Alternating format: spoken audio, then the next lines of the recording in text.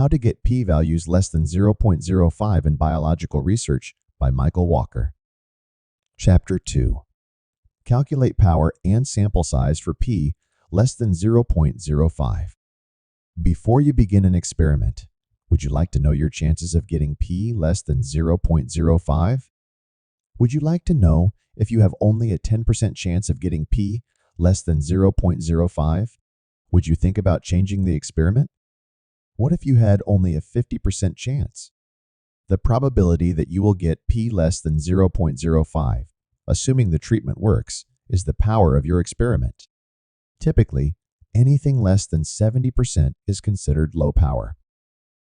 Low power makes it hard to get P less than 0.05.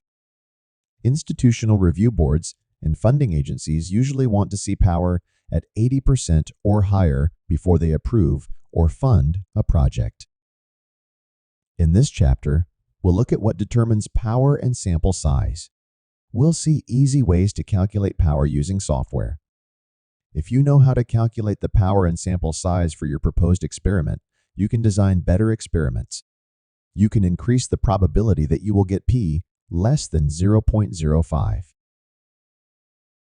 It can be difficult to get the necessary information to calculate power for an analysis that includes more than one explanatory variable.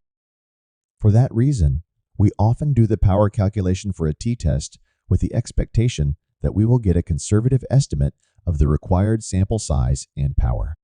But the actual study will use more powerful methods than t-tests. How to determine power and sample size. Let's look at a few scenarios to get an intuitive idea what affects power and sample size. Scenario 1. A good situation. We have Group A with mean 8 and Group B with mean 12. The difference between the means is delta equals 12 minus 8 equals 4. The variability within each group is described by the standard deviation, which is SD equals 2 for these data. Because the difference between the means, delta equals 4, is large compared to the standard deviation within group of SD equals 2, this scenario will give us good power and/or will require a relatively smaller sample size. Here is our code to calculate sample size for this scenario, using the function power t-test. We'll see more on how to calculate power and sample size shortly. The output from power t-test indicates that, for the given assumptions, the required sample size is N equals 5.09 per group. Rounding up to 6 per group, we need a total sample size of 2 times 6 equals 12.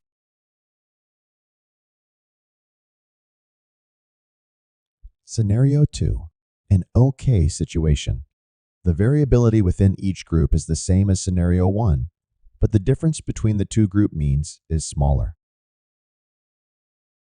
In this scenario, the variability within each group is still small, SD equals 2, but the means of the two groups are not so far apart, delta equals 10 minus 8 equals 2. Compared to Scenario 1, we will need a bigger sample size, or, for a given sample size, we will have less power to show a significant difference between the two groups. Here is the R code to calculate sample size for this scenario. The output from power t-test indicates that, for the given assumptions, the required sample size is N equals 16.7 per group. Rounding up to 17 per group, we need a total sample size of 2 times 17 equals 34. Because the difference between the means is smaller, the sample size is larger than in Scenario 1. Scenario 3. An unfavorable situation. The group means are close together. The variability within each group is large.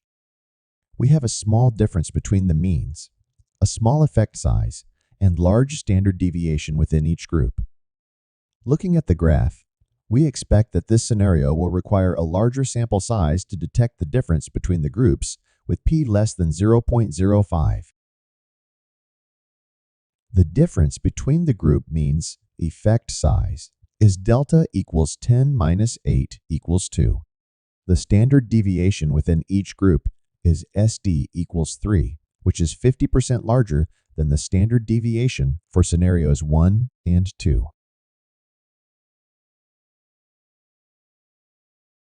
Here is the R code to calculate sample size for this scenario. The output from Power t-test indicates that, for the given assumptions, the required sample size is N equals 36.3 per group. Rounding up to 37 per group, we need a total sample size of 2 times 37 equals 74. Scenario 4. A wasteful, overpowered experiment with too large a sample size. Is it ever possible for an experiment to have too large a sample size? Well, if you can run 2 experiments and get p less than 0.05 using the same resources that your competitor uses to run one experiment, who is going to get results faster? Who will publish first? Who will get to market first? Usually, we want the power for our experiments to be 80% or higher. Power of 90% or 95% is reasonable. But much more power than that can be wasted. Suppose that colleagues in your lab tell you that, traditionally, they use a sample size of 25 specimens per group. Nobody knows why. It is just tradition. You examine results from previous experiments in your lab and see that the typical standard deviation within group is 4. The effect size you want to detect is 6, with alpha equals 0.05. We can use the Power t-test function to calculate the power for N equals 25 subjects per group. The output from Power t-test indicates that, for the given assumptions, a sample size of 25 per group gives power equals 0.99939. Now, perhaps you do want that much power to be certain of getting a confirmatory result, in which case N equals 25 may be appropriate. However, you could have gotten 95% power with only 13 per group instead of 25 per group. So, you could run 2 experiments with 13 per group and have 95% power to get p less than 0.05 for each experiment. Or you can run a single experiment with 25 per group and have power greater than 0.99 to get p less than 0.05. It's worth thinking about and worth calculating the sample size and power you really need to be successful. These scenarios illustrate that power for a t-test depends on 4 things. 1. Effect size. What is the difference between the means of the 2 treatment groups? 2. Standard deviation. What is the standard deviation within each treatment group? 3. Sample size. How many subjects will be in each group? 4. Alpha. Do we want a p-value less than alpha equals 0.05 or 0.01? Notice in scenario 3 that the within-group standard deviation has a particularly large effect on power. This is the reason for the chapter, Increase Sample Size last. Reduce unexplained variability first. It is also the reason why you need to calculate power and sample size before you begin your experiment. If you don't, you will likely either be underpowered and not get p less than 0.05, or your experiment will be overpowered and waste resources. Software for power and sample size. There are several good commercial software packages that do power and sample size calculations. I use different packages depending in part on what my clients need and what software they have. The review by Serter et al. Is very helpful. Do a Google search for the title, Sample Size, Power and Effect Size Revisited, Simplified and Practical Approaches in Preclinical, Clinical, and Laboratory Studies. Table 2 in the paper has notes on software performance, user-friendliness, and if it's free to use. Of the commercial power and sample size software packages, I use NCSS Pass the most. The documentation is particularly good at explaining the concepts and giving very clear, easy-to-understand examples. Even if you don't buy the software, it is worthwhile looking at their documentation. As shown above, R has a few basic functions to calculate power and sample size. These functions are power t-test, power ANOVA test, and power prop test. The R function power ANOVA test calculates power or sample size for a one-way ANOVA. See the companion book for examples. The free R package, trial size, accompanies the textbook, sample size calculation in clinical research. The textbook gives very clear explanations of the concepts. G-Power is another free program for power and sample size. Estimate sample size using data from a pilot study. Suppose you plan an experiment and want to estimate sample size. You don't have information on mean effect size or standard deviation. You perform a pilot study to collect information on mean and standard deviation of two groups and get these results. The estimated effect size is the difference between the means, which is 1.5. The standard deviations of the two groups are 2.49 and 2.68.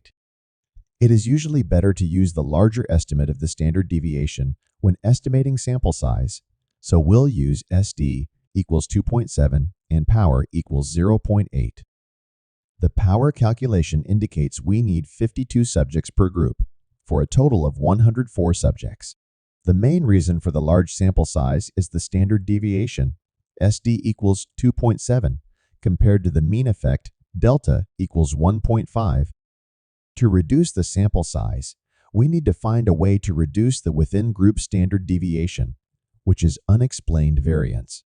Including covariates can reduce the unexplained variance.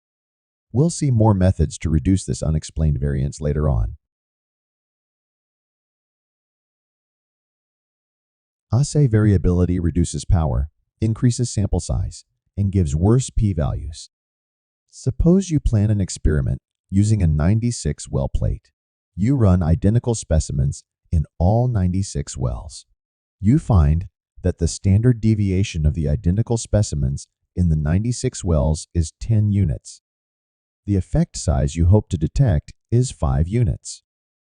What sample size will you need? If SD equals 10, then sample size is 64 per group. You think that by fixing the assay, you may be able to reduce the standard deviation of identical specimens in the 96 wells from 10 units to 5 units. How does this affect sample size? It reduces sample size from 64 to 17. What do you prefer? N equals 64 per group, or N equals 17 per group. It is pretty clear that reducing the unexplained variability in an assay can give you dramatic improvements in increased power, decreased sample size, and getting p less than 0.05. I often see such variability due to row effects, column effects, or edge effects, such as evaporation from poor sealing. In this illustration, we only examined one source of variability, the standard deviation of the identical specimens. For actual experiments, the size calculation would need to account for additional sources of variability, such as the variability of subjects within treatment groups. Get the R code for all examples in every chapter. Download the free PDF companion book from mwalkerstatistics.com or order a copy from Amazon.